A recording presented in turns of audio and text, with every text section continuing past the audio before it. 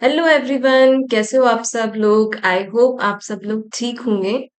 तो चलो अपन स्टार्ट करते हैं आज सीए फाउंडेशन, जो आपका पेपर नंबर 2 है, जिसमें बहुत सारे एक्ट्स हैं। Contract act, companies act, LLP act, partnership act, sale of goods act. और उसमें से आज हम पहला एक्ट स्टार्ट करने जा रहे हैं जो कि बहुत इंपॉर्टेंट है। फाउंडेशन, इंटर एंड फाइनल, तीन लेवल्स में ये कंपनीज एक्ट डिवाइड किया हुआ है, इसके सारे सेक्शंस। एंड फाउंडेशन लेवल पे बहुत बेसिक सी चीजें हैं जो अपन स्टार्ट करने वाले हैं, जो कि बेसिक है बट इम्पोर्टेंट है, because foundation is very important. So चलिए स्टार्ट करते हैं। The companies act 2013। So companies means क्या, what does company means. I know it's not relevant for exam, but just for a basic मैं बताना चाहूंगी कि company, ये वर्ड कहाँ से आया, कंपनी कैसे आया। अपन नॉर्मल भी अगर यूज करते हैं कंपनी, तो हम किस रेफरेंस में यूज करते हैं। हम कंपनी ऐसे है कि हाँ, मुझे इसकी कंपनी अच्छी लगती है, मुझे साथ में बैठ के खाना, साथ में वो अच्छा लगता है, तो उस मीनिंग से ही कंपनी डिराइव हुआ है। कंपनी के लेटिन वर्ड का वर्ड है, जो वहीं से कंपनीज डिराइव हुआ है, जिसका मतलब com means together and panies means साथ मिलके काम करना, लाइक ईटिंग टुगेदर या टॉकिंग टुगेदर। इसीलिए कंपनी वर्ड वहां से आया। एंड कंपनीज एक्ट 2013 इंडिया में 29 अगस्त 2013 को लागू किया गया, एंड तभी से ये एप्लीकेबल है हमारे इंडिया में। एंड इसका एप्लीकेशन भी ऐसा नहीं है कि एक ही दिन में सारे सेक्शंस आ गए, सारे रूल्स आ गए, नहीं। ओवर द टाइम पीरियड इसमें और अमेंडमेंट्स हुए हैं, चेंजेस हुए हैं, सर्कमस्टेंसेस को देखते हुए। इसीलिए अब जाके, या अभी भी स्टिल टुडे, जैसे जैसे चीजें चेंज हो रही हैं, एनवायरनमेंट चेंज हो रहा है, इस एक्ट में अमेंडमेंट्स होते हैं। So yes, we are going to start. और फर्स्ट ऑफ ऑल अपन स्टार्ट करते हैं, अपन इस वीडियो में क्या क्या कवर करने वाले हैं, या इस वीडियो सीरीज में। डेफिनेटली एक वीडियो में सब कुछ कवर, क्योंकि बहुत लेंथी हो जाएगा, इसलिए अपन पार्ट्स में कंप्लीट करने वाले हैं। तो अपन इंट्रोडक्शन देखने वाले हैं कि व्हाट डज कंपनी मीन, तो वो हमारा introduction. Then what are the features of a company, मतलब फीचर्स जैसे अपने मोबाइल में फीचर्स आते हैं ना, तभी अपन देखते हैं कि हाँ, मोबाइल में क्या है, कैमरा क्वालिटी क्या है। वैसे कंपनी के भी फीचर्स हैं, जिसके कारण कंपनी को एक अलग, इसलिए इस पे पूरा एक्ट बनाया गया है। Definitely there are some unique features, there are some complication, इसलिए इसका अलग से एक्ट बनाया गया है। तो अपन फीचर्स देखने वाले हैं। Then memorandum of association and articles of association, जो कि कंपनीज के मेन डॉक्यूमेंट्स हैं। देन व्हाट, मतलब इनकॉर्पोरेशन कैसे, अगर आप, मुझे कोई कंपनी स्टार्ट करनी है, या किसी भी ग्रुप ऑफ पर्सन को कंपनी स्टार्ट करनी है, then how can they incorporate a company, what are the rules for that। then types of company like limited, unlimited, public, private, etc. what हम वो types of company में देखने वाले हैं। Share क्या होता है, एंड शेयर कैपिटल, इनका नेचर क्या है, इनके कैरेक्टरिस्टिक्स क्या है, इनके types of shares and share capital क्या है, वो अपन स्टडी करने वाले हैं। And what is the theory of corporate veil, उसका भी अपन आगे डिटेल में अपन करेंगे, उसका एनालिसिस भी। सो लेट्स सी, स्टार्ट करते हैं अपन। फर्स्ट आता है इंट्रोडक्शन। तो बेसिकली किसी भी एक्ट में सेक्शन, जो हमारा फर्स्ट चैप्टर होता है, वो हमेशा प्रिलिमिनरी चैप्टर होता है, एंड सेक्शन 1 हमेशा short title, extent, commencement and application, चार चीजें बताता है।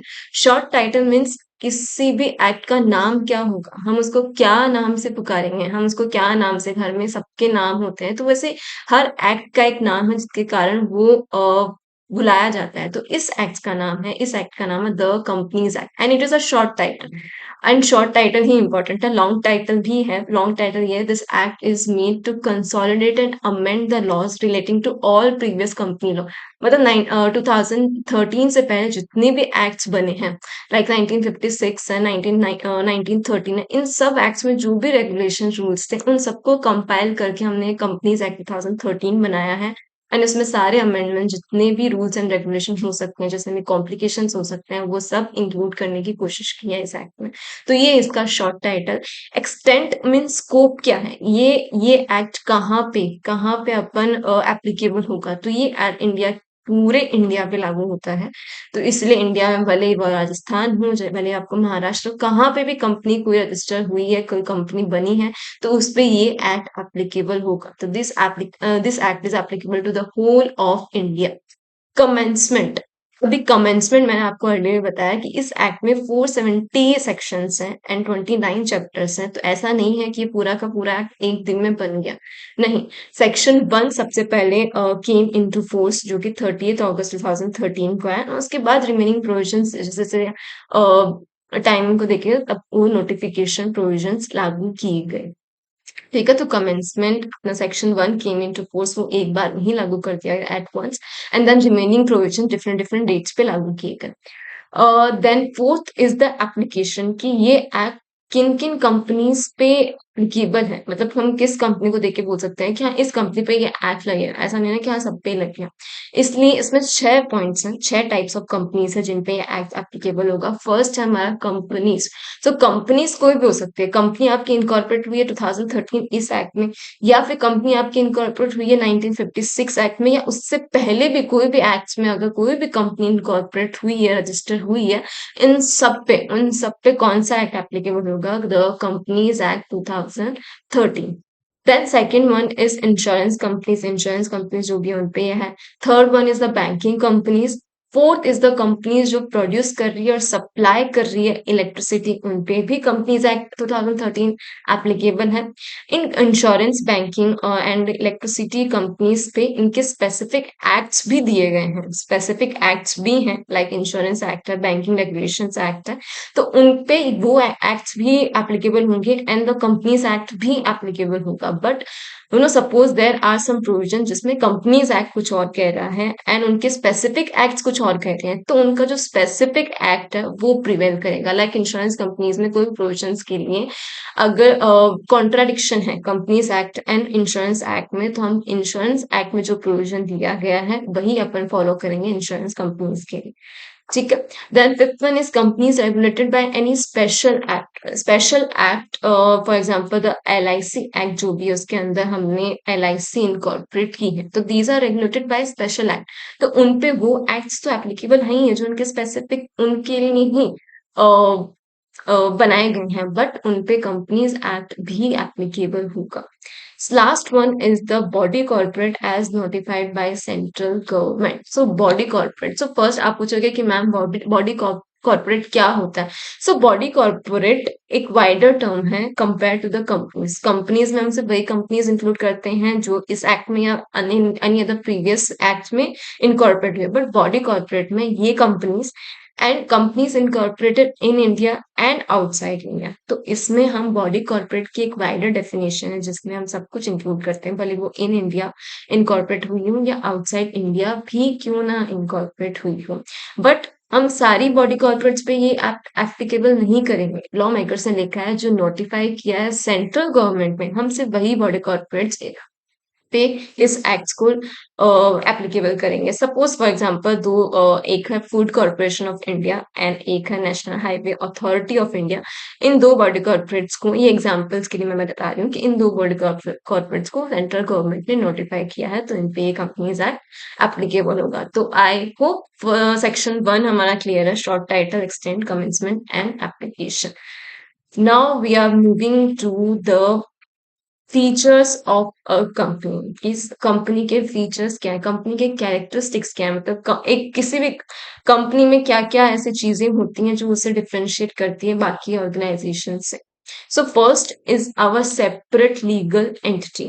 सेपरेट लीगल एंटिटी हम इसमें डिटेल में देखेंगे, एक बार मैं आपको इस हेडिंग गो थ्रू करवा रही हूँ। Second one is the perpetual succession. Third one is the limited liability feature, and last one is the artificial judicial person. Yes. Now, first, we'll see the definition of company. ये पहले देख लेते हैं। हाँ, companies मैंने आपको बता दिया था, सेक्शन 2 क्लॉज 20 में company means a company incorporated under this act और under any other previous company law. Okay, and ये एक जनरल, एक प्रोफेसर हेने ने डेफिनेशन दी थी जिसमें उन्होंने कंपनी सारे फीचर्स बता दिए हैं basically. That company is an incorporated association, मतलब ये इनकॉर्पोरेट किया जाएगा। एंड एसोसिएशन है मतलब ग्रुप ऑफ पर्संस जब साथ में आते हैं और साथ में मिलकर किसी ऑर्गेनाइजेशन को चलाते हैं, किसी ऑर्गेनाइजेशन को वो रजिस्टर कर रहे हैं, उसे कंपनी का नाम दिया गया है। तो इट्स एन इनकॉर्पोरेटेड एसोसिएशन जो आर्टिफिशियल पर्सन है, लॉ मेकर्स ने बनाया है, लॉ ने बनाया है having a separate legal entity with a perpetual succession and a common seal. तो प्रोफेसर हेनी की डेफिनेशन है, इसके हम वन बाय वन अपने सारे फीचर्स देखने वाले हैं आगे। So yes, so first feature जो हमारा है सेपरेट लीगल एंटिटी। तो अब मैं देखो, कंपनी का जो जन्म है वो एक नेचुरल बीइंग के जन्म से टोटली डिफरेंट है, इसीलिए इसको लीगल पर्सन बोला गया है, ना कि नेचुरल पर्सन। इसलिए लिखा गया है that company, when a company is registered, it is cloth with a legal personality. It's not a human personality. It's not like us. It's a legal personality कि लॉ मेकर्स ने law ने ही इसको register किया है, law ने ही इसको बनाया है। That's why it's a legal entity and it has the same powers. भले ही लॉ लॉ ने इसको क्रिएट किया है, बट उसके पास यही सारी पावर्स हैं और सारे राइट्स हैं जो एक ह्यूमन बीइंग के पास होते हैं। लाइक एक ह्यूमन बीइंग बैंक अकाउंट में अपना अकाउंट ओपन करवा सकता है, उसको अगर अपनी प्रॉपर्टी कुछ खरीदनी है, एसेट्स खरीदनी है, लाइबिलिटीज इनकर करनी है, लोन लेना है, लोन रिपे करना, डिपॉजिट, एफडी, इवन कॉन्ट्रैक्ट्स में भी एंटर करना है तो कंपनी कर सकती है। तो उसके पास सारे राइट्स हैं, सारी पावर्स हैं जो एक ह्यूमन बीइंग के पास होती हैं। तो इसीलिए and it's existent is distinct and separate from its member. अब दो words, distinct and separate from its members. Like members अलग हैं हमारे एंड कंपनी अलग। हम ये नहीं बोल सकते हैं कि कंपनी और मेंबर्स तो एक ही हैं। मेंबर्स ने जो कहा कंपनी ने वो कर लिया है, कंपनी ने जो कहा नहीं, ऐसा नहीं है। ये दोनों अलग हैं, कंपनी एंड मेंबर्स को दोनों अलग अलग नजरिए से देखा जाएगा। कानून भले ही अंधा होगा बट उसकी नजर फिर भी दूर तक है। इसीलिए दोनों डिस्टिंक्ट, ये डिस्टिंक्ट मीन्स अलग हैं, they are different from each other, and separate, they are not connected with each other. There is no connection between a company and a member. That's why lawmakers has used the word distinct and separate from its members. So हम समझ गए separate legal entity means ये हमारे members, director, shareholder से separate है company. Legal means definitely it's a legal personality. It is created by, that's why it is called as separate legal entity. Now इस feature के लिए एक leading case है Macaura versus Northern Assurance Company Limited 1925 का। इस case में क्या हुआ था ना, मकूरा जो कि शेयर होल्डर था, उसके पास सारे शेयर थे टिम्बर कंपनी के। जो नॉर्दर्न अश्योरेंस कंपनी है वो एक टिम्बर कंपनी थी, उसके पास मकूरा के पास सारे शेयर्स थे, होल्ड करता था एक्सेप्ट फॉर वन शेयर, ठीक। बट और he was a major creditor of the company, मतलब वो शेयर होल्डर तो था ही, वो क्रेडिटर भी था। तो उसने क्या किया, उसने जो मैक्यूरा है उसने कंपनी का टिम्बर जो है उसने अपने नाम पे इंश्योरेंस ले लिया। उसने इंश्योरेंस करवाया किसका, कंपनी के टिम्बर का। और करवाया तो किसके नाम पे करवाया, खुद के नाम पे। एंड क्या हुआ, अनफॉर्चुनेटली वो टिम्बर फायर में खत्म हो गया, फायर में वो लॉस्ट हो गया एंड पूरा जल के राख हो गया। अभी एम जो मैक्यूरा है उसने क्लेम किया इंश्योरेंस कंपनी के पास जाके कि मुझे इसका कॉम्पनसेशन दो, क्योंकि टिम्बर जल चुका है, जल के राख हो चुका है। बट इंश्योरेंस कंपनी ने कहा कि हम, शेयर होल्डर के पास कोई राइट नहीं है कंपनीज की प्रॉपर्टी पे। कंपनी की प्रॉपर्टी थी ना टिम्बर, तो शेयर होल्डर उसका शेयर होल्डर होगा, मेंबर होगा, उसका सारे शेयर होंगे, बट उसका एसेट्स में कोई ओनरशिप नहीं है। ही हैज नो लीगल और इक्विटेबल इंटरेस्ट इन दैट, उसका कोई लीगल राइट नहीं है।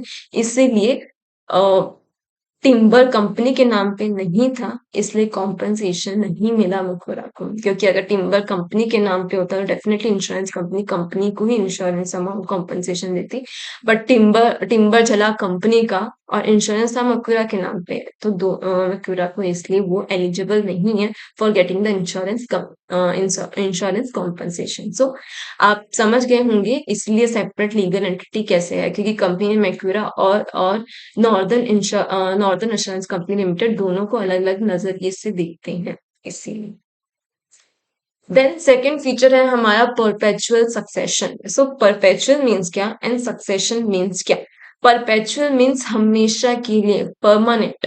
परमानेंट और सक्सेशन में चलते रहना कि रुकेगी नहीं। मतलब कंपनी मेंबर एंड डायरेक्टर से बनती है, बट मेंबर्स तो आ सकते हैं, जा सकते हैं, चेंज हो सकते हैं, नए आएंगे, नए जाएंगे, बट कंपनी का एग्जिस्टेंस उससे अफेक्ट नहीं होगा।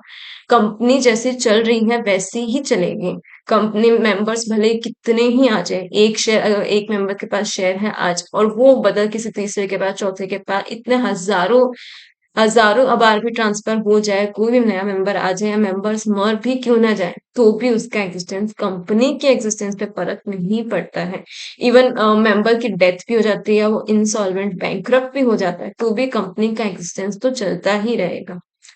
समझ गए आप? क्योंकि कंपनी लॉ ने बनाई है। कंपनी को लॉ ने बनाया तो एक लॉ के पास ही पावर है कि वो इसकी लाइफ खत्म कर सकता है। मेंबर्स के पास वो पावर नहीं है। वो लॉ के पास ही power. So that's why it is said that company is created by law and even law can bring an end to its life. Got it? इसका एक एग्जाम्पल भी दिया हुआ है जो आपके आईसीए मॉड्यूल में ही है that many companies in India are in extensive existence for over 100 years. This is possible only due to the fact that company has a perpetual existence. There was a company which has 7 members and all of them died in an aircraft. Despite this, the company still exists unlike partnership form of business. Like partnership form of business में अगर सारे partners मर गए हैं तो फिर वो partnership form dissolve हो जाती है बट कंपनी के केस में ऐसा नहीं है। कंपनी के सारे अगर मेंबर्स मर भी गए हैं, बैंकरप्ट हो गए हैं, इंसॉल्वेंट हो गए हैं, व्हाटएवर चेंज हो गए, उसका कंपनी के एग्जिस्टेंस पे कोई फर्क नहीं पड़ेगा। Got it?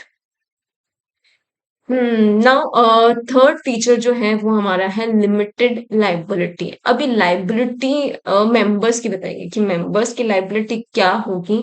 ये डिपेंड करता है कि कंपनी किस तरह की है, कंपनी का टाइप क्या है, उस पे ही हमारी लाइबिलिटी डिपेंड करती है मेंबर्स की। तो there are 3 types of company on the basis of liability, limited by shares, limited by guarantee and unlimited company.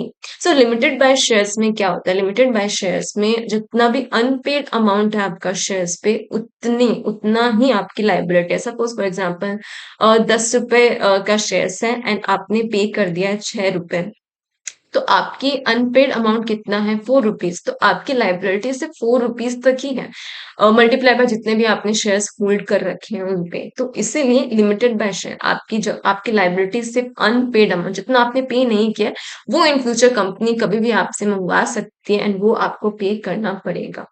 ठीक है। Then second type is limited by guarantee. Limited by guarantee is different from limited by shares. इसमें company जब incorporate करते हैं तो उसका MOA बनता है। एमओए में एवरी मेंबर एवरी जो सब्सक्राइबर होते हैं वो गारंटी करते हैं कि हम इतना अमाउंट जो है जब भी कंपनी लिक्विडेशन में जाएगी, जब भी कंपनी वाइंडिंग अप होगी, तब हम इतना अमाउंट पे करेंगे एज अ गारंटी हम देंगे, वो कंट्रीब्यूट करेंगे। तो उनकी लाइबिलिटी उतने अमाउंट पे है जो उन्होंने प्रॉमिस किया है कि हम इतना अमाउंट देंगे कंपनी जब लिक्विडेशन में जाएगी। तो इसलिए कहा गया है कि the members are liable only to the extent of the amount guaranteed by them and that too at the time of liquidation only. ऐसा नहीं है कि आप जब भी आप कंपनी ऑपरेशंस ऑन रनिंग है एंड बीच में आके आओ कि हाँ आपने गारंटी अमाउंट दिया था ना, ला के दो हमें। नहीं, ऐसा नहीं होगा। जब भी कंपनी लिक्विडेशन पे जाएगी तभी उनसे वो गारंटीड अमाउंट मंगवाया जाएगा, उससे पहले नहीं। Got it? And the last one is the unlimited company. नाम से ही पता चल रहा है अनलिमिटेड कंपनी। इसमें liability of the members is unlimited. जैसे बाकी जो limited by shares and limited guarantee उनमें कंपनी के मेंबर्स के पर्सनल एसेट्स हम यूज नहीं कर सकते हैं कि लाओ लाओ तुम्हारी पर्सनल एसेट्स लेके आओ, तुमने यहाँ पे घर खरीदा है, तुमने ये ज्वेलरी खरीदी है, तुम्हारे पास ये प्रॉपर्टीज है। नहीं, हम सबको उनके पर्सनल एसेट्स नहीं मंगवा सकते हैं। हम उनसे सिर्फ या तो जितना उनका अनपेड अमाउंट है वो मंगवाएंगे या फिर गारंटीड अमाउंट हम वो मंगवा सकते हैं। बट अनलिमिटेड कंपनी में हम उनकी पर्सनल एसेट्स भी मंगवा सकते हैं। तो उसकी पर्सनल एसेट्स भी गई, अगर कंपनी लिक्विडेशन में गई तो उसकी पर्सनल एसेट्स भी गई, तो उसकी लाइबिलिटी अनलिमिटेड हो जाती है। This is the type of company. So ये हमारा लिमिटेड लाइबिलिटी का फीचर था। आई होप ये भी आपको समझ आया होगा। Then fourth one is artificial legal person. अब देखो आर्टिफिशियल मीन्स क्या, लीगल मीन्स क्या एंड पर्सन मीन्स क्या, क्योंकि कंपनी को क्या बोला गया है? कंपनी एक आर्टिफिशियल लीगल पर्सन है। तो हम वन बाय वन देखते हैं कि आर्टिफिशियल क्यों बोला गया है भाई कंपनी को। कंपनी को आर्टिफिशियल इसलिए बोला गया है। क्यों आर्टिफिशियल बोला? हम नेचुरल भी तो बोल सकते थे कि नेचुरल लीगल पर्सन है, नेचुरली बिल्डअप हुई है। हमने कोई ऐसा थोड़ा है कि कोई साइंटिस्ट ने बनाया है, नथिंग लाइक दैट। बट इसलिए इसको आर्टिफिशियल बोला गया है because it is created bye a process other than a natural birth, because it's not like a natural birth, other than natural birth, क्योंकि लॉ ने क्रिएट किया है इसीलिए। It's not like a human birth, इसीलिए इसको differentiate करने के लिए इसको आर्टिफिशियल पर्सन बुलाते हैं।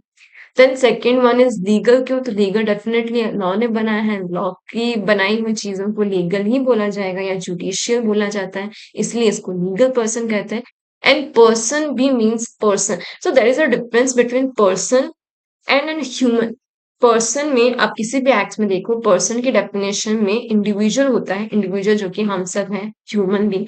एंड उसके अलावा पर्सन में हमारी पार्टनरशिप फर्म्स आती हैं, हमारी कंपनीज आती हैं, बॉडी कॉर्पोरेट्स आते हैं, गवर्नमेंट आती है, लोकल अथॉरिटी, वो सब पर्सन में इंक्लूड किए जाते हैं, इंस्टीट्यूशंस आते हैं, सब आते हैं, चैरिटेबल ऑर्गेनाइजेशंस आते हैं, तो ये हमारे पर्सन की डेफिनेशन में इंक्लूड है। बट ह्यूमन या इंडिविजुअल पूछेंगे तो वो सिर्फ ह्यूमन बींग्स हैं, तो इसलिए इसको पर्सन बोला गया है, ना कि इंडिविजुअल या फिर human.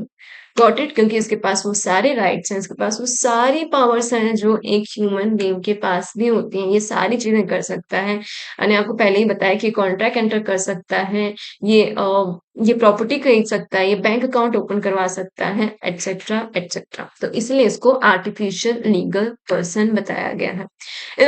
It can do everything with which any natural person do, except इसको जेल नहीं भेज सकते हो डेफिनेटली। ओथ मतलब शपथ नहीं दिलवा सकते हो। जैसे अपन शपथ लेते हैं, कंपनी कंपनी जैसे हम शपथ देते हैं, तो वो कंपनी नहीं ले सकती है, ना ये शादी कर सकती है, और ना ही ये एक learn profession like CA, company CA नहीं कर सकती है। तो वो सारी चीजें हैं कि कुछ रेस्ट्रिक्शन है कि हाँ, जो वो नहीं कर सकती है।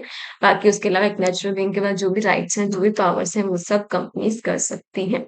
Last point is that it can only act through human agency, because ये ह्यूमन बीइंग नहीं है, तो इसको चलाने के लिए, इसको रन करने के लिए ह्यूमन एजेंसी काम करती है, लाइक डायरेक्टर्स काम करते हैं, मेंबर्स काम करते हैं, वो इसके सारे डिसीजंस लेते हैं, पॉलिसी बनाते हैं, क्या क्या पॉलिसीज होगी, वो सब काम ह्यूमन एजेंसी करती है, ह्यूमंस करते हैं। इसलिए कहा गया है कि डायरेक्टर्स या जो भी हैं वो एजेंट्स है कंपनी के, मेंबर्स के नहीं। क्योंकि अब डायरेक्टर्स कंपनी के लिए काम करेंगे, मेंबर्स के लिए काम नहीं करते हैं। Got it? सो ये हमारे चार फीचर्स थे। हमारा था आर्टिफिशियल लीगल पर्सन, हमारा separate legal entity, third one is limited liability, and fourth our perpetual succession. Got it? एक और फीचर भी है कॉमन सील, बट ये ऑप्शनल है, दिस इज नॉट मैंडेटरी, इसलिए मैंने इसको वहां पे नहीं शो किया था। बट जस्ट फॉर अंडरस्टैंडिंग अपन समझ लेते हैं क्या होता है कॉमन सील। तो सील मीन्स क्या? सील एक सिग्नेचर होता है, एक ऑफिशियल सिग्नेचर होता है, जो कंपनी के जितने भी डॉक्यूमेंट्स हैं, कॉन्ट्रैक्ट्स हैं, चेक्स वगैरह, इन पे अफिक्स किया जाता है। अब वो कौन सील लगाता है? वो या तो ऑफिसर्स लगा सकते हैं, जो भी एम्प्लॉयज हैं वो लगा सकते हैं, जो भी ऑथराइज पर्सन है वो लगा सकते हैं। Common seal is a symbol of its incorporation, मतलब ये सील लगी मीन्स ये कंपनी ने साइन कर दिया, हम उसको ये मानेंगे। ठीक है। एंड पहले ये मैंडेटरी थी कॉमन सील होना, बट कंपनीज अमेंडमेंट एक्ट 2015 में इसे ऑप्शनल बना दिया था। ऑप्शनल इसलिए क्योंकि सील को डुप्लीकेट कॉपी करना या इसको चुराना आसान हो गया था, इसलिए इन्होंने ऑप्शनल कर दिया कि कंपनी अगर चाहे तो सील रखे, कंपनी अगर नहीं चाहे तो मत रखे, इट्स नॉट एन कंपल्शन। और अगर आप पूछेंगे कि अगर सील नहीं है तो कंपनी साइन सिग्नेचर क्या होगा, तो उस केस में अगर कंपनी के पास नहीं है तो ऑथराइजेशन जो है वो या तो कोई भी दो डायरेक्टर कर सकते हैं, या फिर अगर कहीं पे कंपनी सेक्रेटरी है तो कंपनी सेक्रेटरी प्लस एक डायरेक्टर साइन कर सकता है, उसका ऑथराइजेशन माना जाएगा कि हाँ, कंपनी ने ऑथराइजेशन कर दिया है। इसलिए common seal is not any more mandatory, it has been made optional for all the companies. Got it? So further we move on to the types of company.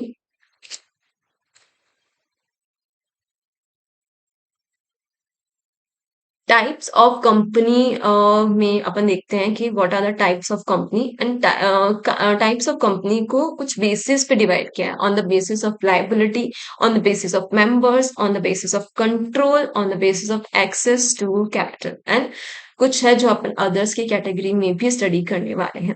So on the basis of liability हम थोड़ा सा discuss कर चुके हैं, but detail में और discuss करेंगे। Company limited by shares, company limited by guarantee and unlimited company.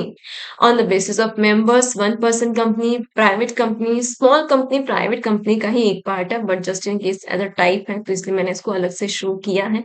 Private company, small company, public company. On the basis of control, holding company, subsidiary company, and associate company. On the basis of access to capital, that is listed company and unlisted company.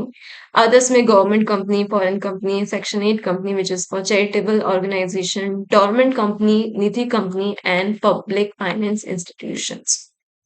So ये हमारे types हैं, कोई नहीं चिंता ना करो, एक एक करके हम सब करेंगे।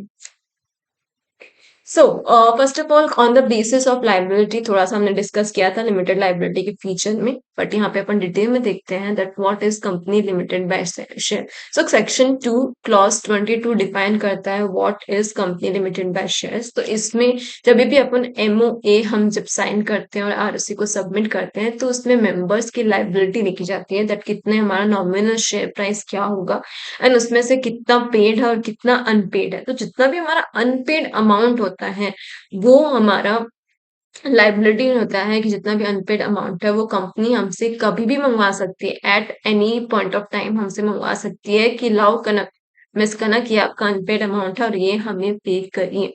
तो इसलिए उनकी लाइबिलिटी सिर्फ उसी अमाउंट तक लिमिटेड रहती है जितना उन्होंने नहीं पे किया है, बस दैट्स इट। एंड उनकी सेपरेट प्रॉपर्टी को हम इंक्लूड नहीं करेंगे। ये मैं बार बार रिपीट कर रही हूँ बिकॉज इट इज इम्पोर्टेंट कि हम उसकी सेपरेट प्रॉपर्टी को इंक्लूड नहीं करेंगे। एंड शेयर होल्डर को ओनर है हमारा कंपनी का को ओनर हो सकता है बट वो कंपनी की एसेट्स में ओनरशिप नहीं है उसकी। कंपनी अलग, मेंबर्स अलग हैं। मैं बार बार रिपीट कर रही हूँ बिकॉज कंफ्यूज हो जाते हैं कि share company and share holder, इसलिए तो इसलिए हमारा शेयर होल्डर को ओनर है सिर्फ कंपनी का। उसकी एसेट जो है उसकी ओनरशिप हमेशा कंपनी के पास ही रहेगी। इसलिए इसमें कंपनी लिमिटेड बाय शेयर्स ने हम शेयर होल्डर से सिर्फ उतना अमाउंट ही मंगवाते हैं जितना उसकी लायबिलिटी उतनी लिमिटेड रहती है जितना उसका अनपेड अमाउंट है, that's it. Company limited by guarantee is defined under section 2 clause 21। तो इसमें लायबिलिटी हमारी लिमिटेड रहती है जितना भी उसने प्रॉमिस किया है, मेंबर ने, शेयर होल्डर ने जितना भी प्रॉमिस किया है कि जब भी कंपनी इन फ्यूचर जब भी कंपनी वाइंडिंग अप में जाएगी, कंपनी का लिक्विडेशन होगा तो मैं इतना अमाउंट कंट्रीब्यूट करूंगा। भले वो 1 लाख हो सकता है, 2 लाख हो सकता है, जितना भी whatever he has promise, he has undertaken to contribute. उसने जितना भी उसकी लायबिलिटी है वो उससे मंगवाया जाएगा। और ये तभी मंगवाया जाएगा, ऐसा नहीं है कभी भी मंगवा लिया, नहीं, ये तभी मंगवाया जाएगा जब कंपनी वाइंडिंग अप में जाएगी। एंड किसी भी मेंबर से जितना उसने कंट्रीब्यूट करने का बोला है उससे ज्यादा नहीं मंगवाया जाएगा। No members can be called to contribute more than the guaranteed amount. Got it?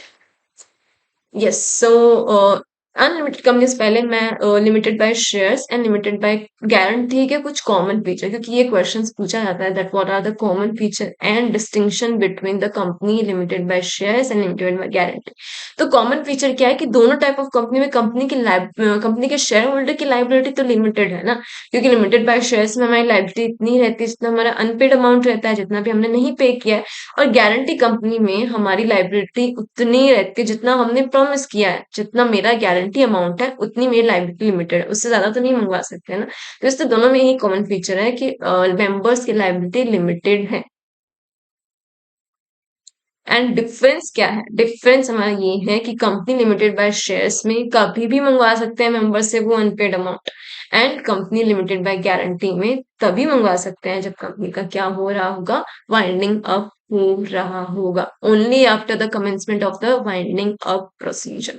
सो ये क्वेश्चन बेसिकली पूछा जाता है, इसीलिए आप इसको देख लेना। एंड मैंने आपको बता दिया है इसमें डिफरेंस क्या है एंड उसके कॉमन फीचर्स क्या है। नाउ अनलिमिटेड कंपनी है जो कि डिफाइंड है अंडर सेक्शन 2 क्लॉज नंबर 92। इसमें नाम से पता चल रहा है that no limit on the liability of members. आपकी लाइबिलिटी तभी सीज होगी जब आप मेंबर नहीं रहोगे। जब तक आप मेंबर हो कंपनी के, अनलिमिटेड कंपनी के, तो आपकी लाइबिलिटी अनलिमिटेड ही रहेगी। ठीक है। एंड लाइबिलिटी इज आपकी लिमिटेड है जब तक कंपनी वाउंड अप नहीं हुई। जिस दिन कंपनी वाउंड अप हो जाएगी उस दिन आपकी लाइबिलिटी क्या हो जाती है, अनलिमिटेड हो जाती है।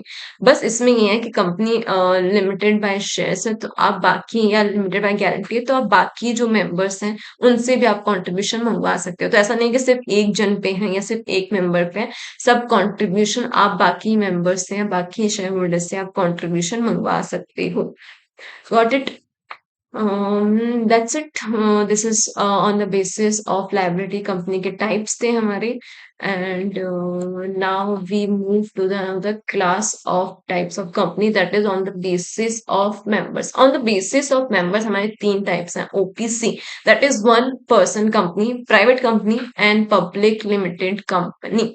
So, one person company is defined under section 2 clause number 62. One person company, नाम से ही पता चल रहा है कि इसमें सिर्फ एक मेंबर होता है as a member. So like मतलब किसी भी एक पर्सन को भी अगर अपनी कंपनी इनकॉर्पोरेट करनी है तो वो कर सकता है। ये प्रोविजन पहले एक्ट्स में नहीं था, 2013 के एक्ट्स में आया गया कि हम अगर जैसे आज सपोज अगर कनक महेश्वरी को भी अगर अपनी कंपनी स्टार्ट करनी है तो वो एज अ मेंबर स्टार्ट कर सकती है। उसको 10 लोगों से पूछने की या 10 लोगों को मेंबरशिप की रिक्वेस्ट करने की कोई जरूरत नहीं है। वो खुद जाके आरओसी को डॉक्यूमेंट सबमिट करा सकती है और रजिस्टर कर सकती है as a one person company. Got it? And it will be a private company in nature definitely, because ये वन पर्सन कंपनी है तो इसलिए private company limited private company रहेगी। एंड कौन बन सकता है, एलिजिबिलिटी क्या है सोल मेंबर बनने की या फिर नॉमिनी बनना है सोल मेंबर का?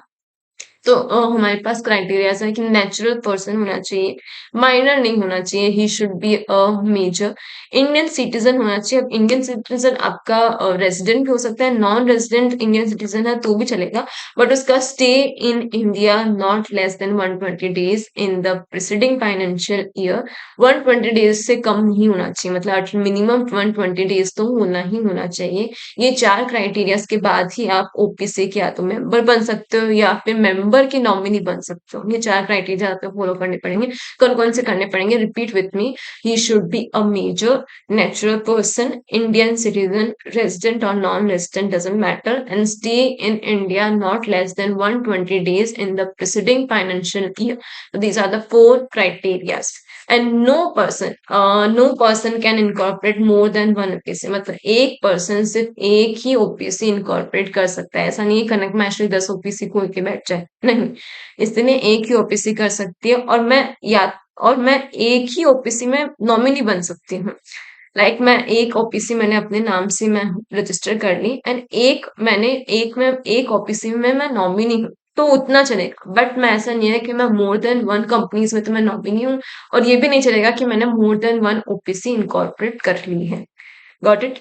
देन इसको हम इनकॉर्पोरेट नहीं कर सकते, ना ही कन्वर्ट कर सकते हैं। सेक्शन 8 कंपनी में नहीं कर सकते क्योंकि वो चैरिटेबल इंस्टीट्यूशंस के रिगार्डिंग है, एंड उसमें अलग क्राइटेरिया, अलग रूल्स एंड रेगुलेशन होते हैं। ओपीसी में एक सिंप्लीफाइड थोड़ा सा बेनिफिट दिया गया है मेंबर्स को, क्योंकि वन पर्सन कंपनी है, इससे थोड़ा सा बेनिफिट दिया गया है, इसलिए इसको सेक्शन 8 कंपनी में इनकॉर्पोरेट नहीं किया जा सकता। ना ही आप कन्वर्ट कर सकते हो, ना ही आप इसको पब्लिक कंपनी में कन्वर्ट कर सकते हो, ना ही सॉरी सेक्शन 8 कंपनी में नहीं कर सकते, बट आप public company and private company में कर सकते हो, but only in certain cases. जब या तो रिवोकेशन हुआ है या ऑर्डर आया है या कुछ आपने कंडीशंस को कॉन्ट्रावीन किया है, तब उनमें सर्टेन केसेस है जिनमें आप पब्लिक कंपनी या प्राइवेट कंपनी में कन्वर्ट कर सकते हो। And it OPC can not carry non banking financial financing investing activities नहीं कर सकती है। अभी ये नॉमिनी के कुछ रूल्स हैं कि ओपीसी में एक तो सोल मेंबर होता है, एक हमारा नॉमिनी भी अपॉइंट किया जाता है जो at the time of incorporation ही करते हैं। तो जब भी अपन मेमोरेंडम ऑफ एसोसिएशन बनाते हैं तो उसमें उस पर्सन का नाम लिखा जाता है कि इन केस अगर जो सोल मेंबर है कंपनी का, अगर उसकी डेथ हो जाएगी तो कौन मेंबर बनेगा।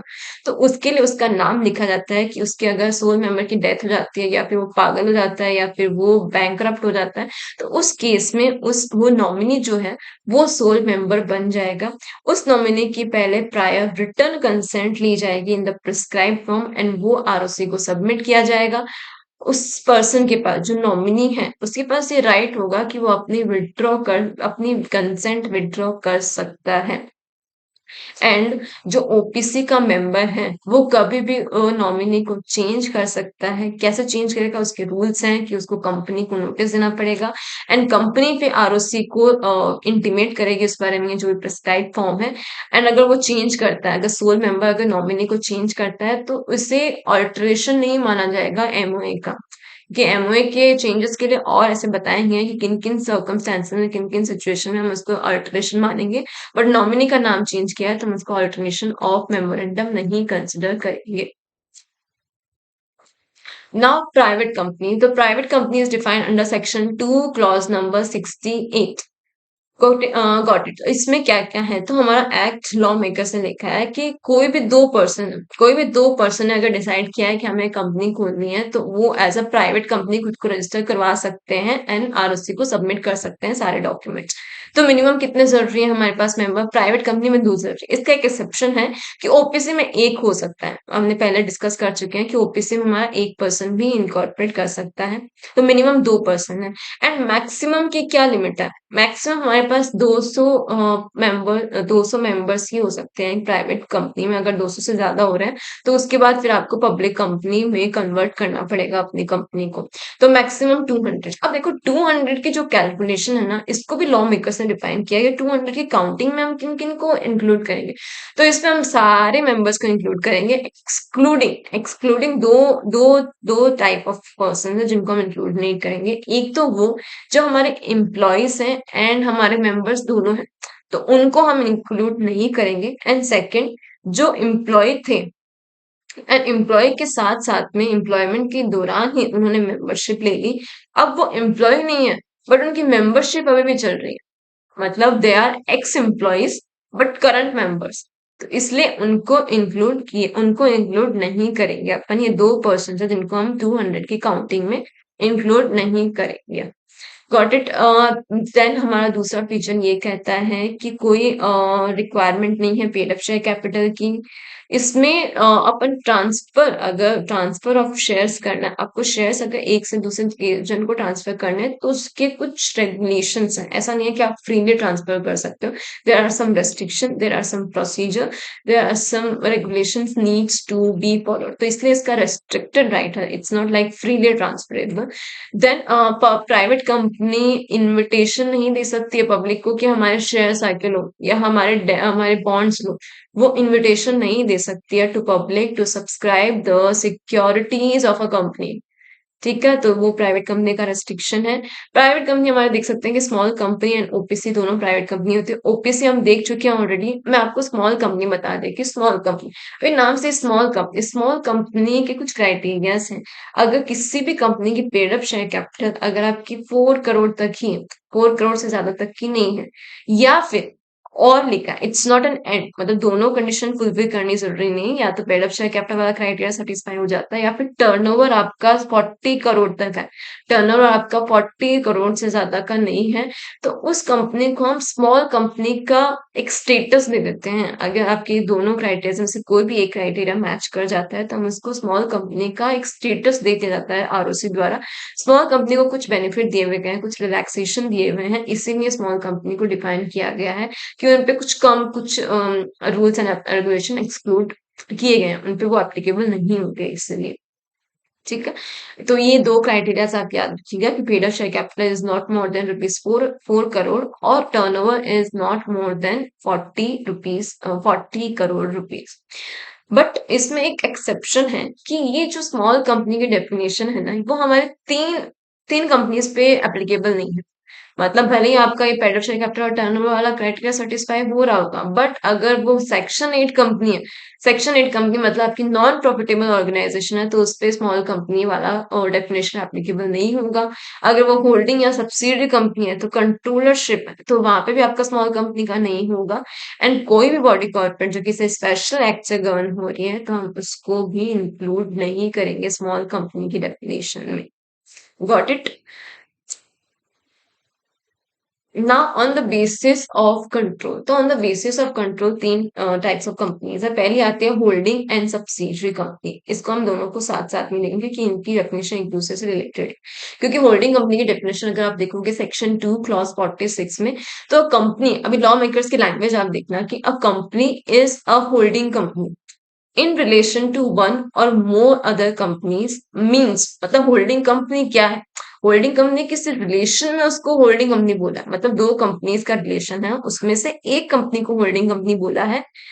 और क्या बोला है? Means a company of which such companies are subsidiary company. मतलब होल्डिंग कंपनी है, होल्डिंग कंपनी को जिस जिस कंपनीज के रिलेशन में बोला गया है वो कंपनी सब्सिडरी कंपनी है। मतलब अगर मान लो ए कंपनी अगर बी को कंट्रोल करती है, बी कंपनी को, तो बी ए हमारी होल्डिंग कंपनी है, बी हमारी सब्सिडरी कंपनी है। बट सब्सिडरी किसको बोलेंगे? सब्सिडरी कंपनी की डेफिनेशन पता चलेगी तभी तो अपन को होल्डिंग का पता चलेगा ना। तो इससे सब्सिडरी कंपनी बनने के लिए क्या क्या डेफिनेशन है, क्या क्राइटेरियाज है, तो देखते हैं। सेक्शन 2 क्लॉज 87 हमें बताता है सब्सिडरी कंपनी के बारे में। तो सब्सिडरी कंपनी, अब इसकी डेफिनेशन देखना कि means a company in which holding company, अब देखो होल्डिंग कंपनी में सब्सिडरी कंपनी का रेफरेंस एंड सब्सिडरी में होल्डिंग कंपनी का reference, these two are interconnected with each other. Subsidiary company को बोला है कि जिसमें होल्डिंग कंपनी क्या है, वो कंट्रोल कर रही है composition of the board of directors. First point देखते हैं, control the composition of board of directors means वो मेजोरिटी ऑफ द डायरेक्टर्स को, मतलब more than 50% of the directors को या तो रिमूव कर सकती है, या अपॉइंट कर सकती है, या फिर चेंज कर सकती है। तो वो अगर राइट है किसी के पास, किसी भी कंपनी के पास, तो मतलब वो होल्डिंग कंपनी है। एंड जिस कंपनी में वो अगर बोर्ड ऑफ डायरेक्टर्स का कॉम्पोजिशन चेंज कर सकती है, more than 50% of the directors को चेंज कर सकती है, तो वो हमारी सब्सिडियरी कंपनी बन जाएगी। ठीक है। सेकंड पॉइंट जिसके कारण सब्सिडियरी कंपनी हो जाती है, अगर होल्डिंग कंपनी एक्सरसाइज करती है, कंट्रोल करते हैं more than 50% of voting power. मतलब क्या है? वोटिंग पावर अगर 51% किसी और कंपनी द्वारा कंट्रोल किया जा रहा है, तो मतलब वो कंट्रोलिंग कंपनी हमारी होल्डिंग कंपनी बन जाती है। Got it? तो होल्डिंग कंपनी बनने के लिए दो क्राइटेरियाज हैं, या तो आप कॉम्पोजिशन कंट्रोल कर रहे हो बोर्ड ऑफ डायरेक्टर्स का, मतलब मेजोरिटी ऑफ द डायरेक्टर्स को आप अपॉइंट कर सकते हो, या फिर चेंज कर सकते हो, रिमूव कर सकते हो, या फिर आप more than 51% of the total voting power आप कंट्रोल कर रहे हो। आपके हाथों में है, क्योंकि डिसीजन आपके हाथों में है। क्योंकि वोटिंग पावर 51% आ गया आपके पास, तो आप कोई भी डिसीजन आपके कंट्रोल में आ गया ना, आप चेंजिंग अथॉरिटी बन गए इसीलिए। Then third one is our associate company, जो कि डिफाइंड है सेक्शन 2 क्लॉज नंबर 6 में। तो in relation to another company, अब एसोसिएट कंपनी को भी किसी और कंपनी के रेफरेंस में इसको एसोसिएट कंपनी बोला गया है। क्या बोला गया है अपन देखते हैं। Means a company in which that other company has a significant influence but which is not a subsidiary company of the company having such influence and includes a joint venture। अब इसमें अपन significant influence देखते हैं कि significant influence क्या है। significant influence means control of at least 20% of the total voting power। मान लो ए company है and एक बी कंपनी है। अब ए कंपनी क्या कर रही है, बी कंपनी में 20% ऑफ द वोटिंग पावर वो कंट्रोल कर रही है। उसके पास 20% ऑफ द वोटिंग पावर है, उसके पास इतना उतना इतना कंट्रोलरशिप है। तो इसलिए ए कंपनी का क्या, 20% is the significant amount, 20% is the significant proportion. इसीने इसको सिग्निफिकेंट इन्फ्लुएंस बोला है कि वो डिसीजन में इन्फ्लुएंस कर सकता है, वो डिसीजन को चेंज करने में उसका रोल हो सकता है, इसलिए इसको सिग्निफिकेंट इन्फ्लुएंस बोला गया है। इसलिए ए कंपनी जब ये बोलेगी ना कि बी कंपनी मेरी सब्सिडी नहीं है, क्योंकि सब्सिडी कब बनती है, सब्सिडी तो 51% होता है तब बनती है, बट जो 20% है, इसलिए बी कंपनी क्या है, एसोसिएट कंपनी है। बी कंपनी क्या बनेगी ए कंपनी के लिए, ए कंपनी के लिए बी कंपनी एसोसिएट कंपनी बनेगी। एंड अभी इसमें 20% है और डेफिनेशन कंप्लीट नहीं है। Significant influence means control of at least 20% of the voting power or control of or participation in business decision under an agreement. अगर वो कंट्रोल कर रही हैं बिजनेस डिसीजन में, there is an agreement between the between the member, that there is an agreement, या कि वो control कर सकते हैं बिजनेस डिसीजंस के लिए, तो भी उसका सिग्निफिकेंट इन्फ्लुएंस माना जाएगा। वो या तो वोटिंग पावर के बेसिस पे हो सकता है 20%, या फिर एग्रीमेंट के थ्रू कंट्रोलरशिप मिल सकती है उसको, तब सिग्निफिकेंट इन्फ्लुएंस माना जाएगा एंड उसको एसोसिएट कंपनी बोला जाएगा। So this is all about associate company. Now, on the basis of access to capital, हमारे two types of companies है. One is listed company and second one is the unlisted company. Listed company अपन सबको पता है, that is a company जिसके securities listed है on a recognised stock exchange. Securities में आपकी वाइड डेफिनेशन है, सिक्योरिटीज को डेफिनेशन को लिंक किया गया है कि आप सीबी एक्ट में इस डेफिनेशन को रेफर कीजिए। सिक्योरिटीज मीन्स आपका शेयर्स, डिबेंचर्स, बॉन्ड्स एक्सेट्रा, वो सब आपके सिक्योरिटीज में कवर होते हैं। तो किसी भी कंपनी के अगर शेयर्स या डिबेंचर्स लिस्टेड हैं किसी रिकॉग्नाइज्ड स्टॉक एक्सचेंज में, इंडिया में रिकॉग्नाइज्ड स्टॉक एक्सचेंज दो हैं, आपका Bombay stock exchanges and national stock NSC और बीएससी में अगर लिस्टेड है तो उसे लिस्टेड कंपनी बोला जाएगा, और अगर लिस्टेड नहीं है तो उसको अनलिस्टेड कंपनी बोला जाएगा। ना अभी अदर कंपनीज अपन देख लेते हैं कि अदर कंपनीज में क्या क्या है। First one is our government company. क्या गवर्नमेंट कंपनी क्या है? तो एटलीस्ट वो कंपनीज जिसमें हमारा 51% of the paid up share capital या तो सेंट्रल गवर्नमेंट होल्ड कर रही है, या फिर स्टेट गवर्नमेंट होल्ड कर रही है, या फिर पार्टली बाय स्टेट गवर्नमेंट और partly by one or more state government. मान लो सपोज फॉर एग्जाम्पल एक कंपनी है, एक कंपनी में मान लो कि हमारा 30% जो है वो सेंट्रल गवर्नमेंट के पास शेयर होल्डिंग है, 30% हमारा मान लो महाराष्ट्र की गवर्नमेंट के पास है, एंड बाकी का 40% जो है वो जनरल पब्लिक के पास है, जो आम जनता है हमारी मैंगो पीपल के पास है, हम सबके पास है। ठीक है, तो अगर इसमें देखें तो इसमें सेंट्रल गवर्नमेंट का कितना है 30, and Maharashtra government which is the state government उसका कितना है 30%। 30 plus 30 is the 60%, which is 51% of the paid, which is more than the 51% of the paid up share capital।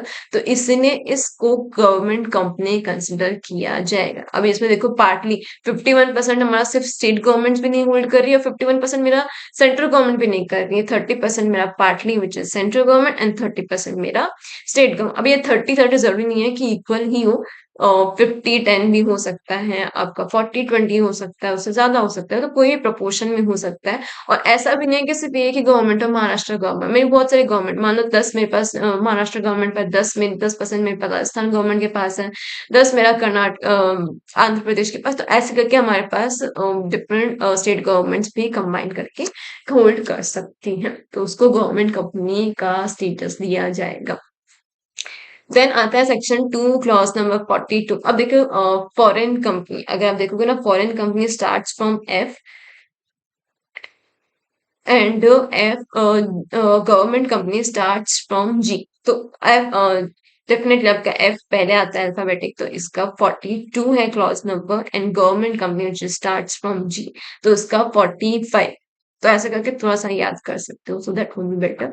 Foreign company means क्या? Foreign company means any company और even body corporate जो जो incorporate कहाँ हुई है कि outside India incorporate, वो India में इनकॉर्पोरेट नहीं हुई है। बट अब आप ये कह दो कि मैम जब वो इंडिया के बाहर इनकॉर्पोरेट हुए तो हमारा ये एक्ट में कैसे आई इसकी डेफिनेशन? फिर ये एक्ट में तो आना ही नहीं चाहिए था ना, क्योंकि ये एक्ट तो यही कहता है ना स्टार्टिंग में कि this act is applicable only to the whole of India, not. अब अगर अमेरिका में कोई कंपनी इनकॉर्पोरेट हुई है तो उसपे मैं कंपनीज एक्ट 2013 थोड़ी ना एप्लीकेबल कराऊंगी।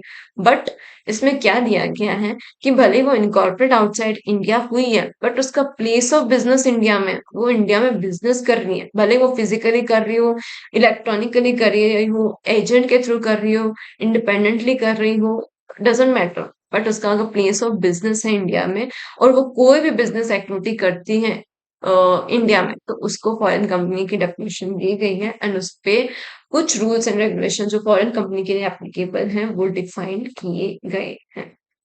ठीक है? जैसे कोई भी बिज़नेस रन करे, जैसे कोई भी अमेज़न है हमारा, कोई भी बाहर की कंपनी, मल्टीनेशनल कंपनीज़ अगर यहाँ पे आगे अपने गारमेंट सेल कर रही हैं, या फिर शू सेल या cosmetic, whatever they are doing business in any way, whether physically या इलेक्ट्रॉनिकली भी कर रहे हैं, तो भी उनको उन पे ये फॉरेन कंपनी की डेफिनिशन एप्लीकेबल होगी, एंड एक्ट के कुछ प्रोविजंस स्पेसिफिकली उन पे एप्लीकेबल किए जाएँगे। That's it. ये इम्पोर्टेंट है सेक्शन 8 का। अब ये सेक्शन 8 भी आपको याद करना जरूरी है। Section 8 is our non profit organisation. What is that? That is non profit organisation. तो इसको आप ऐसे याद कर सकते हो, जिसमें प्रॉफिट नहीं होता है। तो नॉन को आप ऐसे, जो एन का जो ओ है उसको आप 8 करके, सेक्शन 8 ऐसे आप याद रख सकते हो। ठीक है। तो अभी formation of companies with charitable objects, so ये क्यों फॉर्म किए जाते हैं? ये किए जाते हैं ताकि हम commerce, art, science, religion, charity या एनवायरनमेंट को प्रोटेक्ट करने के लिए, स्पोर्ट्स के लिए, एनिमल्स के लिए, इन सबको प्रोटेक्ट करने के लिए, इनको बढ़ावा देने के लिए, अगर हमने कोई ऑर्गेनाइजेशन, कोई कंपनी खोली है, तो उसको हम उस पे सेक्शन 8 कंपनी बोला जाता है। एंड इसके कुछ रूल्स रेगुलेशन डिफाइन किए गए हैं, जो अपन देखते हैं कि इस पे कोई मिनिमम शेयर कैपिटल नहीं है कि आपको इतना मिनिमम शेयर कैपिटल होगा तभी आपकी ये कंपनी इनकॉर्पोरेट हो जाएगी, ऐसा कोई रिक्वायरमेंट नहीं है। प्लस इसका जो भी प्रॉफिट होगा, ये अपने काम से जितना ही प्रॉफिट अर्न करेंगे ना, वो ऐसा नहीं है कि प्रॉफिट अर्न किया, लाइक बाकी और बिजनेस में क्या होगा कि जब प्रॉफिट अगर बिजनेस से अर्न किया है, तो क्या कह सकते, जो भी उसके पार्टनर्स होते हैं, जो भी उसके मेंबर्स होते हैं, वो बांट देते हैं, जो भी प्रोपोर्शनल होता है। बट इसका प्रॉफिट ऐसे बांटा नहीं जाएगा, ऐसे डिवाइड नहीं कर सकते हैं, ऐसे अप्रोप्रिएट नहीं कर सकते हैं। इसका प्रॉफिट जिस ऑब्जेक्ट के लिए बनाई गई है कंपनी, उसी के लिए यूज किया जाएगा। क्योंकि अगर इसकी ये दो बेसिक कंडीशन है कि एक तो इसका प्रॉफिट जो है वो उसी काम के लिए यूज किया जाएगा, उसी ऑब्जेक्ट के लिए किया जाएगा जिस ऑब्जेक्ट के लिए ये बनाई गई है। मान लो अगर इसने साइंस के लिए, आर्ट्स के लिए, या कोई रिलीजन काम के लिए अगर इसने ये कंपनी इनकॉर्पोरेट की है, तो उसी काम के लिए ही यूज कर सकती है अपने प्रॉफिट्स को। सेकंड, ये डिविडेंड डिक्लेयर नहीं कर सकती है मेंबर्स को। डिविडेंड डिक्लेरेशन इज रिस्ट्रिक्टेड, ना ही डिक्लेयर कर सकती है, ना ही डिस्ट्रीब्यूट कर सकती है। ठीक है। एंड ये ऑपरेट करती है under special licence from a central government. मतलब सेंट्रल गवर्नमेंट से इनको लाइसेंस मिलता है, उसके बाद ही ये गवर्न करती है, तो इनके पास एक लाइसेंस होता है। इनको प्राइवेट लिमिटेड या लिमिटेड लिखने की जरूरत नहीं होती है, क्योंकि प्राइवेट लिमिटेड कंपनी को प्राइवेट लिमिटेड लिखना जरूरी होता है, पब्लिक लिमिटेड को लिमिटेड लिखना जरूरी होता है। ये रेस्ट्रिक्शन इनके पास, इनको लिखना जरूरी नहीं है। ये कोई भी क्लब लिख सकती है, इंस्टीट्यूट या चैरिटेबल इंस्टीट्यूशन लिख सकती है, चैम्बर ऑफ कॉमर्स लिख सकती है, ट्रस्ट लिख सकती है। वो ये वर्ड्स यूज कर सकती है जो भी इनके लिए सुटेबल हो, तो ठीक है। एंड हम नेक्स्ट देखते हैं कि अगर अब इसमें दो कंडीशन थी ना, कि प्रॉफिट डिस्ट्रीब्यूट नहीं करेगी एंड डिविडेंड डिक्लेयर नहीं करेगी, तो इसकी अगर ये दोनों कंडीशन इन्होंने कॉन्ट्रावीन कर दी, और या तो इन्होंने प्रॉफिट डिस्ट्रीब्यूट कर लिया या इन्होंने डिविडेंड डिक्लेयर कर दिया, तो ये लाइसेंस रिवोक हो जाएगा। जो इनको सेंट्रल गवर्नमेंट से मिला है, वो लाइसेंस इनका रिवोक हो जाएगा। वो रिवोक मीन्स कैंसिल कर दिया जाएगा। एंड अभी रिवोकेशन के कुछ कॉन्सिक्वेंसेस हैं। क्या क्या कॉन्सिक्वेंसेस है कि सेंट्रल गवर्नमेंट क्या कर सकते हैं, इनका स्टेटस कन्वर्ट करने के लिए बोल सकते हैं कि अब तुमने गलती की है ना, तो तुमको पनिशमेंट भी मिलेगी। तो इसका नाम भी चेंज कर दिया जा सकता है। मतलब अगर ये कोई क्लब था, तो इसको बोल दिया जा सकता है कि हाँ, तुम अब प्राइवेट कंपनी लिखो अपने आप को। सब डॉक्यूमेंट्स में लिखा जाएगा कि XYZ प्राइवेट लिमिटेड। फिर इनके पास ये रिलैक्सेशन नहीं है कि ये प्राइवेट लिमिटेड नहीं लिखे, लिखना पड़ेगा। और नाम भी चेंज करने के लिए बोल सकती है, स्टेटस चेंज करने के लिए बोल सकते हैं। फिर ये सेक्शन 8 कंपनी नहीं बोली जाके ये प्राइवेट कंपनी या कोई भी पब्लिक लिमिटेड कंपनी बोली जाएगी।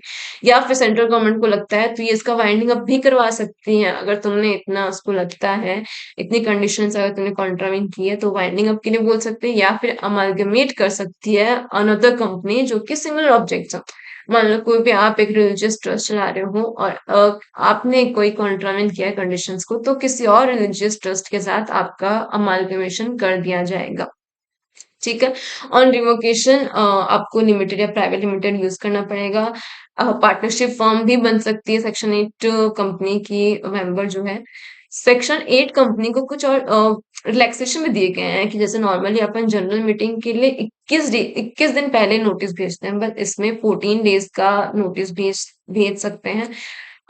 देन इसको नॉमिनेशन रेमुनरेशन कमेटी जिसके क्राइटेरिया है जो अपन आगे इस फाउंडेशन लेवल पे नहीं है, आपके फाइनल लेवल पे जो सेल्फ ऑनलाइन मॉड्यूल्स हैं उसमें ये nomination remuneration committee, share holder relationship committee, इन सब के बताए गए कौन कौन सी कंपनीज के क्राइटेरियाज हैं जिनको ये कमिटीज करनी ज़रूरी है।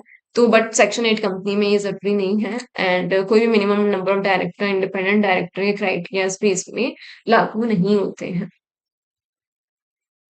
नाउ अदर कंपनीज में अपनी सीरीज में है हमारा डोरमेंट कंपनी, तो सेक्शन 455 ये देखोगे ना, ये आपके सेक्शन जो सेक्शन 1 हमने देखा था वो short title extend commencement and application का था। सेक्शन 2 में हमारी डेफिनेशन ही है, डिफरेंट डिफरेंट क्लॉजेस में जो भी हमारे फाउंडेशन लेवल तक जो रेलेवेंट है वो हम देखेंगे। तो जो हमने देखी जैसे 220 हमने देखा, ऐसे करके 242 देखा, 245 देखा, ऐसे करके हमारे सारे क्लॉजेस हैं जिनमें चैप्टर सेक्शन 2 हमारा लिखा गया है। बट ये डोरमेंट कंपनी हमारे सेक्शन 455 में, ये सेक्शन 2 में नहीं है। अब इसकी डेफिनेशन क्या कहती है, ये बहुत अलग dormant, dormant is no it's not active, it's an inactive company। अब इसकी डेफिनेशन क्या है अपन देखते हैं कि ये कैसी कंपनी है। Where a company is form and registered under this act for a future project, for a future project, for example कि आपका 5 साल बाद का है कि 5 साल बाद मेरा ये प्रोजेक्ट बनेगा, कोई भी बिल्डिंग तैयार होगी या कोई भी प्लांट मेरा तैयार होगा, उसके बाद मेरी कंपनी का उसमें ऐसे कि पूरा काम चालू होगा। बट मेरे को रजिस्टर तो करवाना है ना, क्योंकि मेरे को मटेरियल भी चाहिए होगा, मेरे को काम भी करवाना है वहां पे कंस्ट्रक्शन का, तो इसलिए है वो फ्यूचर प्रोजेक्ट।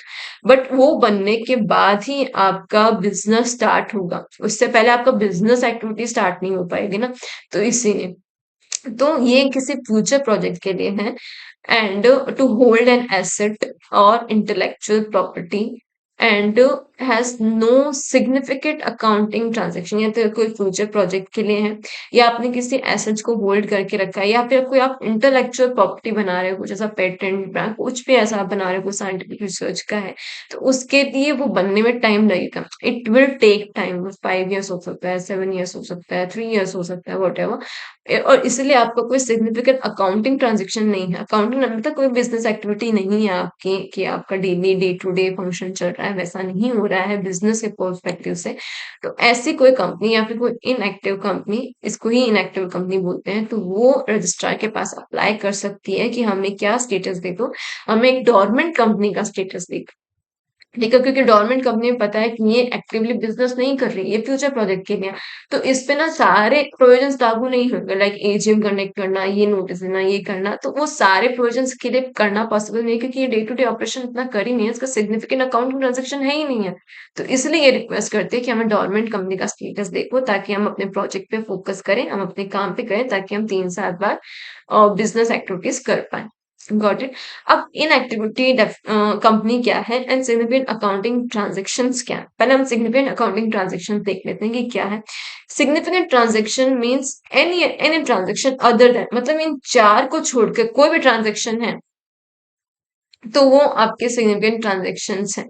लाइक अगर आपने पेमेंट ऑफ फीस दिया रजिस्ट्रार के लिए, कोई भी काम के लिए, कोई आपने फॉर्म सबमिट किया है, कोई आपने फॉर्म फाइल किया है, उसके लिए आपने अगर कोई रजिस्ट्रार को फीस दी है, तो वो आपकी चलेगी, वो आपके सिग्निफिकेंट अकाउंटिंग ट्रांजेक्शन में नहीं है, वो डे टू डे वो जरूरी है, इसलिए रजिस्ट्रार को किया तो कोई बात नहीं। सेकंड, अगर आपने इस एक्ट की रिक्वायरमेंट फुलफिल करने के लिए या किसी और एक्ट की रिक्वायरमेंट फुलफिल करने के लिए आपने पेमेंट किया है, तो वो भी चलेगा। और थर्ड, अगर आपने अलॉटमेंट ऑफ शेयर्स किया है जो कि इसी एक्ट की रिक्वायरमेंट है, तो वो भी चलेगी। एंड फोर्थ वन इज अगर आप ऑफिस का मेंटेनेंस करने के लिए कोई खर्चा कर रहे हो, तो वो भी चलेगा। इन चार ट्रांजेक्शन को हमने सिग्निफिकेंट अकाउंटिंग ट्रांजेक्शन नहीं माना है। इन चार के अलावा कोई भी ट्रांजेक्शन किया है तो वो हमारा सिग्निफिकेंट अकाउंटिंग ट्रांजेक्शन हो जाएगा। Got it. अभी इनएक्टिव कंपनी की डेफिनेशन क्या है, that it means a company जो कोई भी बिजनेस ऑपरेशन कैरी नहीं कर रही है एंड उसका कोई सिग्निफिकेंट अकाउंटिंग ट्रांजेक्शन नहीं है during last 2 financial year. Two financial year और उसने फाइल नहीं किया है ना तो फाइनेंशियल स्टेटमेंट्स ना उसने annual returns under section 92 from the last two financial year. अगर ये दोनों कंडीशन में से कोई भी एक कंडीशन सेटिस्फाई हो जाती है तो वो इनएक्टिव कंपनी हो जाती है, और इनएक्टिव कंपनी बनते ही वो डोरमेंट कंपनी का स्टेटस के लिए अप्लाई कर सकती है। Got it. Now we move to the Nidhi company. So Nidhi company is defined under section 406. तो निधि कंपनी क्या है? निधि कंपनी है कि मेंबर्स के लिए, ये मेंबर्स के लिए ही है, मेंबर्स ही काम करते हैं और मेंबर्स ही आपस में प्रॉफिट बांट लेते हैं। मेंबर्स ही इन्वेस्ट करते हैं और जितना भी प्रॉफिट अर्न होता है मेंबर्स आपस में बांट लेते हैं। और ये क्यों किए जाते हैं?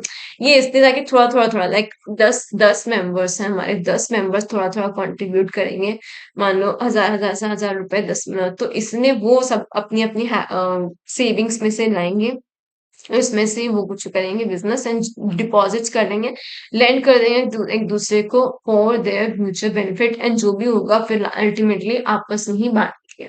वो निधि कंपनी, मतलब इसमें किसी और, या अब 10 मेंबर्स है तो 10 मेंबर्स की ही कंपनी है वो, एंड छोटी छोटी उनकी छोटी छोटी सेविंग्स को वो कल्टीवेट करने के लिए इसलिए निधि कंपनी इनकॉर्पोरेट की जाती है, लाइक मुथूट फाइनेंस है जो, इसलिए इसमें members by the members for the members, वो आपकी निधि कंपनी कंसिडर की जाएगी। Then this is the last one, that is public financial institution. Public financial institution जो कि डिफाइंड है अंडर सेक्शन 2 क्लॉज नंबर 72। अभी अपन देख लेते हैं कि इसकी कंडीशंस क्या है। पहले अपन कंडीशन देख लेते हैं कि पब्लिक फाइनेंशियल इंस्टीट्यूशंस की कंडीशन क्या, किसको हम पीएफआई बोल सकते हैं। तो उसके लिए कंडीशन ये है कि ये किसी भी सेंट्रल या स्टेट एक्ट में इसको एस्टेब्लिश किया गया है, like life insurance corporation act है, इसको इस एक्ट के अंतर्गत life insurance corporation of India establish किया गया। तो ये क्या है, हमारी पीएफआईज है, क्या है, हमारी पब्लिक फाइनेंशियल इंस्टीट्यूशन से, मतलब किसी स्पेसिफिक एक्ट में, सेंट्रल हो सकता है या स्टेट एक्ट में इसको इनकॉर्पोरेट किया गया हो, एस्टेब्लिश किया गया हो, और at least 51% of the paid up share capital जो है वो या तो सेंट्रल गवर्नमेंट के पास हो या स्टेट गवर्नमेंट के पास हो या पार्टली बाय सेंट्रल गवर्नमेंट और स्टेट गवर्नमेंट्स के पास होना चाहिए। It's just like your similar to the your government company का डेफिनेशन। तो एक आपकी किसी स्पेसिफिक एक्ट में, किसी स्टेट या सेंट्रल एक्ट में एस्टेब्लिश की जानी चाहिए, और at least 51 of the paid up share capital या तो सेंट्रल गवर्नमेंट के पास या स्टेट गवर्नमेंट के पास या partly by central government and state governments के पास होना चाहिए, तब उसको हम पब्लिक फाइनेंशियल इंस्टीट्यूशन मान लेंगे। एग्जाम्पल्स के लिए हमारे पास जैसे एलआईसी है, उसके अलावा हमारे पास infrastructure development finance company limited है, स्पेसिफिक कंपनी हो सकती है जैसे यूनिट ट्रस्ट हमारा यूटीआई है जो कि इस एक्ट में बना है, या फिर कोई और इंस्टीट्यूशन जो अगर सेंट्रल गवर्नमेंट ने नोटिफाई किया है तो उसको हम कंसिडर कर लेंगे। So that's it all about today. कल हम इनकॉर्पोरेशन ऑफ कंपनीज देखेंगे, कल नहीं तो परसों मैं वीडियो अपलोड कर दूंगी। आज के लिए इतना बहुत है। Thank you so much. आपको वीडियो अच्छी लगी हो तो प्लीज बताना, और अगर नहीं अच्छी लगी हो तो भी मेरे को कमेंट बॉक्स में प्लीज बताना। आपके कुछ डाउट्स हो इनमें तो प्लीज प्लीज कमेंट करना। Thank you so much. Bye bye. पढ़ाई करते रहना। राधे कृष्णा।